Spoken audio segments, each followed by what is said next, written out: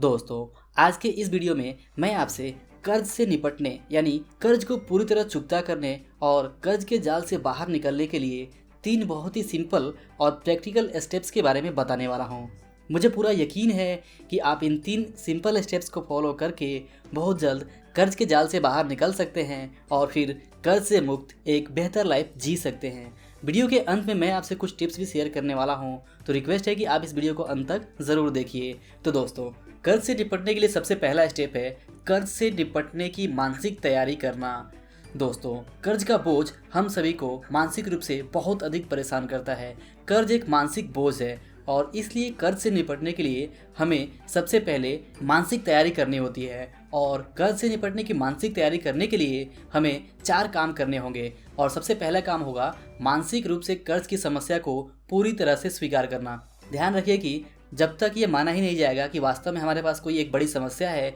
जिसे हमें निपटने की ज़रूरत है, तब तक समस्या के हल के बारे में बात करना ही बेकार है। इसलिए सबसे पहले हमें इस बात को स्वीकार करना होगा कि हाँ, हमारे पास कर्ज की समस्या है और हमें इसे निपटने की ज़रूरत है। दोस्तों, कर्ज से निपटने की मानसिक तैयारी के लिए जो दूसरा काम आपको करना होगा वो होगा जो हो चुका है उसके लिए अपने आप को माफ़ करना। ध्यान रखिए कि कर्ज से निपटने के लिए आप मानसिक रूप से तभी तैयार होंगे जब आप सबसे पहले अपने आप को कर्ज की गलती के लिए माफ़ कर दें। यह सच्चाई है कि हमारे अपनी गलतियों के कारण ही कर्ज का बोझ बढ़ता है, लेकिन क्या करें, जो हो गया है सो हो गया है। और सच तो ये है कि इस तरह की गलती सबसे हो जाया करती है और इसलिए अगर आपसे भी हुई है तो इसमें कोई बहुत बड़ी बात नहीं। खुद को माफ़ करने से ही आपको आगे बढ़ने की हिम्मत मिलेगी और खुद को माफ़ करने के बाद ही आप कर्ज चुकाने के लिए ज़रूरी हिम्मत जुटा पाएंगे। इसके अलावा कर्ज से निपटने की मानसिक तैयारी के लिए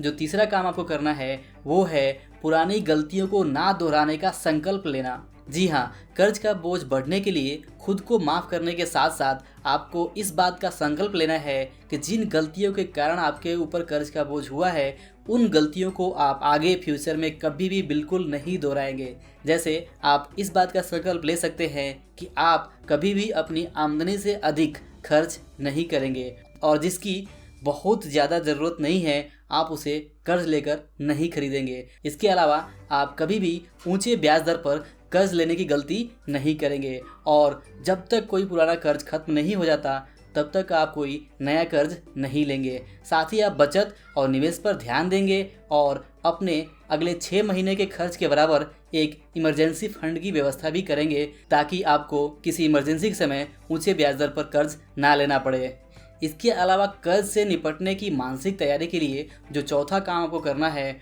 वो है कर्ज को खत्म करने का संकल्प लेना। अब जब आपने पूरी तरह से समझ लिया है और मान लिया है कि हाँ, आपसे कुछ फाइनेंशियल मिस्टेक्स हुए हैं जिनके कारण से आप कर्ज के जाल में फंस गए, लेकिन जो हुआ उसके लिए कुछ नहीं किया जा सकता और इसलिए खुद की गलतियों को माफ़ करते हुए और उन गलतियों को ना दोहराने का संकल्प करते हुए अब आपको एक और संकल्प ये करना है कि आप अब अपने कर्जों को खत्म करने के लिए पूरी तरह से संकल्पवान हैं और आप अपने कर्जों को ख़त्म करने के लिए एक बहुत अच्छा प्लान बनाएंगे और उस प्लान को अमल में लाकर अपने कर्ज को ख़त्म करके कर्ज के जाल से बाहर निकल जाएंगे। तो इस तरह जब आप पहले स्टेप में कर्ज से निपटने की मानसिक तैयारी कर लेते हैं और पूरी हिम्मत के साथ कर्ज को चुकाने का एक निश्चित संकल्प कर लेते हैं, तो अब आता है कर्ज से निपटने का दूसरा सिंपल स्टेप। और ये सिंपल स्टेप है कर्ज से बाहर निकलने की स्मार्ट योजना बनाना। और कर्ज से बाहर निकलने के लिए स्मार्ट योजना बनाने के लिए आपको 3 काम करने होंगे, जिसमें सबसे पहला काम होगा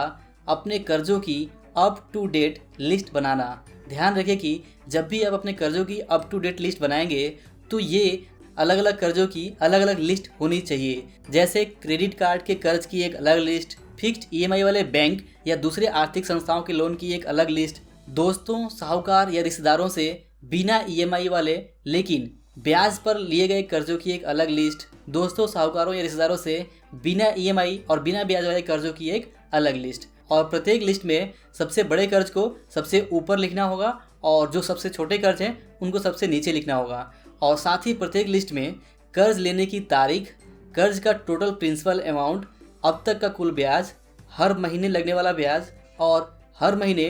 प्रिंसिपल में जाने वाले रकम का पूरा डिटेल आपको अलग अलग कॉलम में लिखना चाहिए। और इस तरह की एक क्लियर लिस्ट बनाने से आपको कुछ इम्पोर्टेंट बातें पता चलेगी। पहला ये कि किस लोन में कितना प्रिंसिपल अमाउंट बाकी है और उस पर कितना ब्याज बाकी है, और दूसरा आप ये समझ पाएंगे कि आपको हर महीने फिक्स्ड ईएमआई और क्रेडिट कार्ड बिल के रूप में लगभग कितना अमाउंट भरना ही पड़ेगा, और तीसरा आप ये समझ पाएंगे कि अगर आप रेगुलर ईएमआई भरते रहे तो कौन सा लोन कब तक खत्म हो जाएगा, और चौथा और सबसे इम्पोर्टेंट बात जो आपको ये समझ में आएगा कि आपने साहूकार, दोस्त या रिश्तेदार से जो कर्ज लिया था वो वास्तव में कब लिया था और उन्हें कब तक देने का वादा किया था, और उसमें से कौन सा कर्ज आपको सबसे पहले चुकाना चाहिए, ताकि दोस्त या रिश्तेदार से आपका संबंध खराब ना होने पाए और साहूकार भी आपके ऊपर कुछ चिल्ला पुकारी ना करे। कर्ज से बाहर निकलने की स्मार्ट योजना बनाने के लिए जो दूसरा काम आपको करना है वो होगा प्रत्येक कर्ज को चुकाने के लिए अलग अलग योजना बनाना। ध्यान रखिए कि अलग अलग कर्ज की योजना बनाने का सबसे बड़ा फायदा ये होगा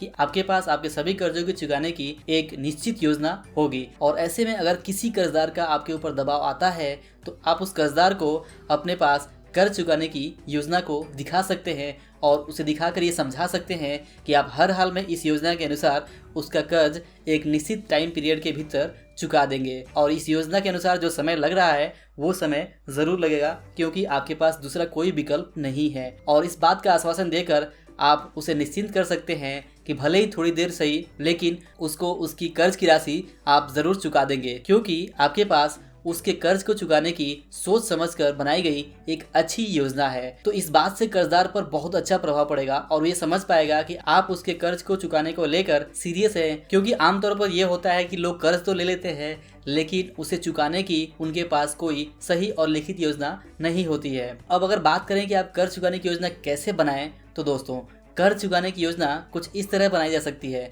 सबसे पहले आपको योजना में ये तय करना है कि कौन सा कर्ज आपको सबसे पहले चुकाना है, ताकि कर्ज चुकाने की प्रायोरिटी सेट की जा सके। अब अगर बात करें कि आपको कौन सा कर्ज पहले देना है तो ये आप ही समझ सकते हैं, क्योंकि ये आप ही बेहतर जानते हैं कि कौन से कर्ज पहले चुकाने चाहिए, किसे प्रायोरिटी देनी है और आपने कर्ज देने वाले व्यक्ति से कर्ज चुकाने के बारे में क्या कमिटमेंट किया हुआ है। जैसे हो सकता है कि किसी कर्जदार का आपके ऊपर बहुत ज़्यादा दबाव हो कि उसका कर्ज बहुत जल्द चुकाया जाए, और या ये भी हो सकता है कि आप ज़्यादा ब्याज वाले कर्ज को पहले चुकाना चाहें ताकि आप ब्याज के रूप में जो अतिरिक्त पैसा बच रहा है उसे रोक सकें। इसके अलावा ये भी हो सकता है कि जो लोन सबसे छोटा है उसे आप पहले चुकाने का प्लान करें ताकि आप अच्छा फील कर सकें, क्योंकि छोटे कर्ज चुकाने के बाद आपको खुशी होगी और ये खुशी आपको हेल्प करेगी, आपको मोटिवेट करेगी कि आप जल्द ही बड़े कर्ज को भी चुका दें। इसके अलावा हो सकता है कि आप अपने दोस्तों या रिश्तेदारों से लिया हुआ कर्ज पहले चुकाना चाहें ताकि आपका उनके साथ संबंध खराब ना हो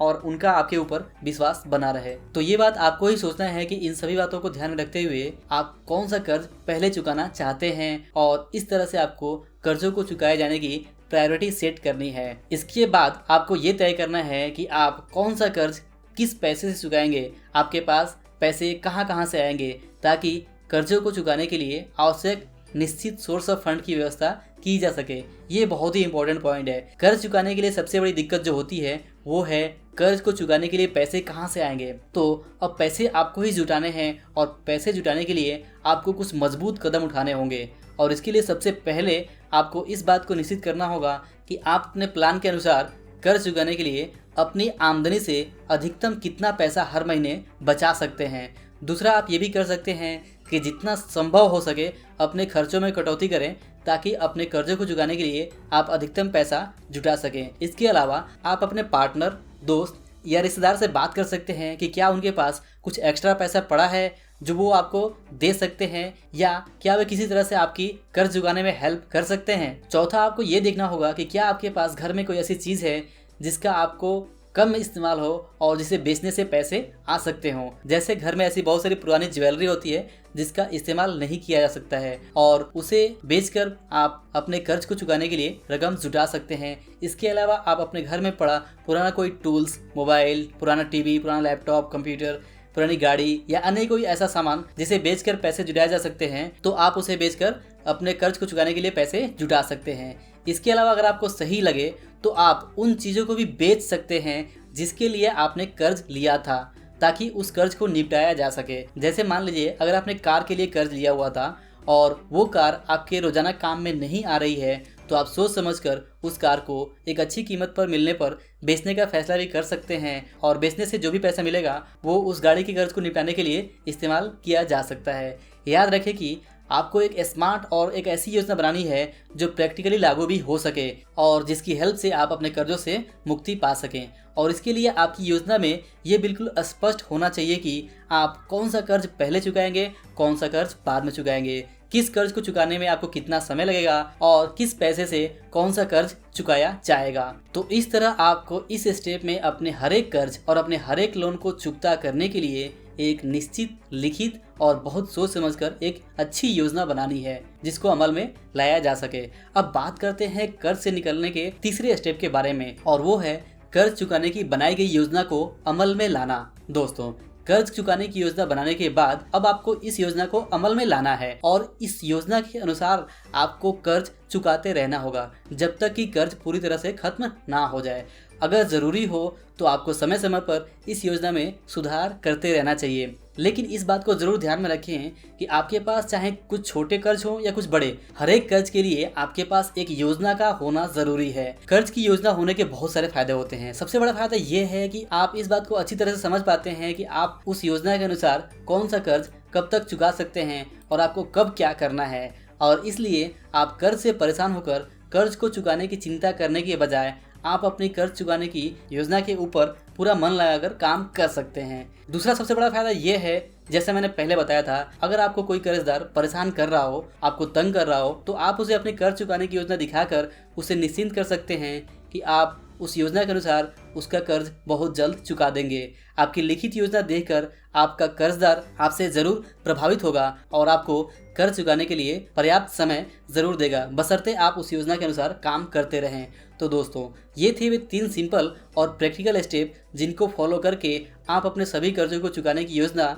बनाकर, योजना को अमल में लाकर अपने कर्ज के जाल से आज़ाद हो सकते हैं। और अब बात करते हैं कर्ज चुकाने के लिए कुछ खास टिप्स और ज़रूरी बातें जो आपको ज़रूर ध्यान में रखनी चाहिए। टिप नंबर 1, दोस्तों, एक कहावत है कि अगर आप किसी गड्ढे में गिर गए हैं तो सबसे पहले आपको उस गड्ढे से बाहर निकलने का प्रयास करना चाहिए, ना कि उस गड्ढे को खोदकर और बड़ा करना चाहिए। यानी अगर आपको लगता है कि आपके ऊपर कर्ज का बोझ है तो आपको सबसे पहले कोई भी नया कर्ज बिल्कुल नहीं लेना चाहिए और साथ ही आपको आत्ममंथन करना चाहिए कि आपको कर्ज लेने की ज़रूरत क्यों पड़ रही है, आप किस तरह की क्या गलती कर रहे हैं और उन गलतियों को सुधारने का प्रयास करना चाहिए। और अब टिप नंबर 2 ये है कि आपको अपनी इनकम को बढ़ाने का हर संभव प्रयास करना चाहिए। दोस्तों, एक कहावत है टाइम इज़ मनी, लेकिन मेरा मानना है कि टाइम पैसे से बहुत ज़्यादा कीमती है, क्योंकि आप पैसे तो बहुत कमा सकते हैं लेकिन गुजरा हुआ वक्त आप वापस नहीं कमा सकते। तो अगर आपके पास पैसे कम है तो कोई बात नहीं, लेकिन अगर आपके पास कुछ फ्री टाइम है तो आप उस टाइम का इस्तेमाल करके कुछ नई स्किल सीख कर